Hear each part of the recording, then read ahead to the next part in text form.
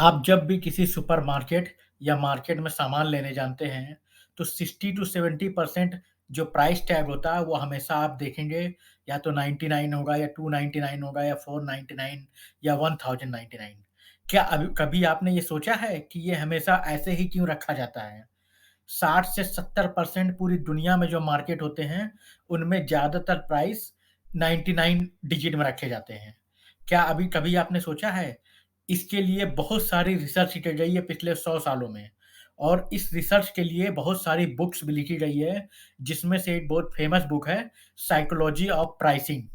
हम आज इस वीडियो में डिटेल में डिस्कशन करेंगे, वो सारे रीज़न जिसकी वजह से हमारे यहाँ के बिज़नेसमैन इस तरह के प्राइस रखते हैं और इस तरह वो अपने कंज़्यूमर को ज़्यादा परचेज़ करने के लिए प्रोवोक करते हैं।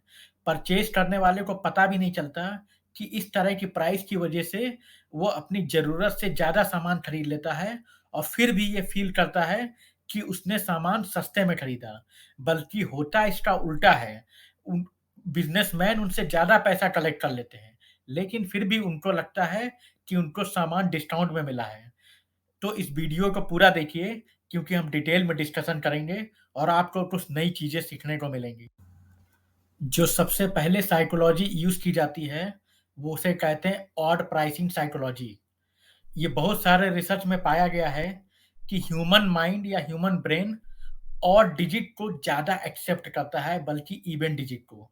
अगर आप किसी मार्केट में जाते हैं और आप किसी प्राइस टैग को देखते हैं 47, 49, 99, तो आपको ये लगता है कि दुकानदार ने या बिज़नेसमैन ने जितना कम से कम हो सके उसने प्राइस कम रखने की कोशिश की गई है। लेकिन अगर वो उसी का प्राइस 500 रख देता है या 600 रख देता है, तो कंज़्यूमर को ये लगता है कि उसने इक्वल डिजिट बनाने के लिए या बैलेंस करने के लिए नंबर, भले वो सामान 350 का है, उसने उसको 400 दे दिया है। मतलब वो कंज़्यूमर से ज़्यादा पैसा ले रहा है। तो ऐसे में कस्टमर को ये लगता है कि उसे चीज़ ज़्यादा महँगी मिल रही है। लेकिन अगर वही बिज़नेसमैन या अपने कस्टमर का टैग ₹47, ₹49 या ₹99 रखता है, तो कस्टमर को ये लगता है कि जितना कम से कम हो सके इसका प्राइस रखा गया है और उसको अच्छा डील मिल रहा है। तो इसीलिए ऑड डिजिट को कस्टमर ज़्यादा एक्सेप्ट करते हैं। दूसरी जो साइकोलॉजी यूज़ की जाती है, ये रिसर्च में पाया गया है कि जो ह्यूमन ब्रेन होता है, वो लेफ्ट की डिजिट को ज़्यादा ध्यान से पढ़ता है और लास्ट के डिजिट को राइट डिजिट को कम पढ़ता है। तो इसे कहते हैं लेफ्ट राइट साइकोलॉजी। तो जैसे कि अगर आप कोई प्राइस देखते हैं 299, तो आपका ब्रेन आपको ये बोलता है कि ये सामान ₹200 का है। जबकि देखा जाए तो ये सामान सिर्फ़ ₹300 में ₹1 कम है। तो आइडियली हमारे ब्रेन को ये सोचना चाहिए कि ये सामान ₹300 का है। लेकिन फिर भी लेफ्ट राइट साइकोलॉजी की वज़ह से हमारा ब्रेन ये सोचता है कि ये सामान ₹200 का है। इसी तरह अगर कोई सामान 499 का है, तो हम ये सोचते हैं ये ₹400 का है, जबकि ये वो सामान ₹500 का है। तो इस तरह हमारे ब्रेन में लेफ्ट राइट साइकोलॉजी की वज़ह से हम हमेशा कम चीज़ों को देखते हैं।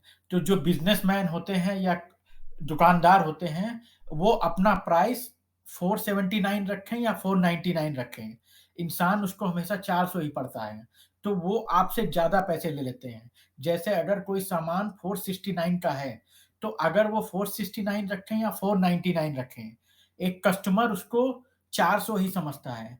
इस वजह से वो आपसे ज़्यादा चार्ज करते हैं और कस्टमर को पता भी नहीं चलता है। तीसरी जो साइकोलॉजी होती है उसे कहते हैं पेनी चेन साइकोलॉजी।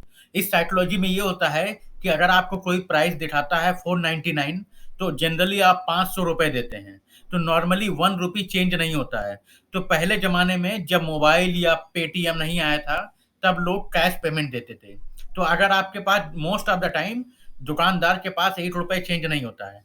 तो ऐसे केस में या तो आप ₹1 का कोई सामान खरीद लेते हो उससे, जिससे दुकानदार का ही फ़ायदा होता है, या आप ₹1 छोड़ देते हो। तो मान लीजिए अगर किसी दुकान में रोज़ 1000 लोग आते हैं और 50% लोग भी अपने ₹1 छोड़ देते हैं, तो ऐसे में उसका ₹500 का एक्स्ट्रा प्रॉफ़िट होता है।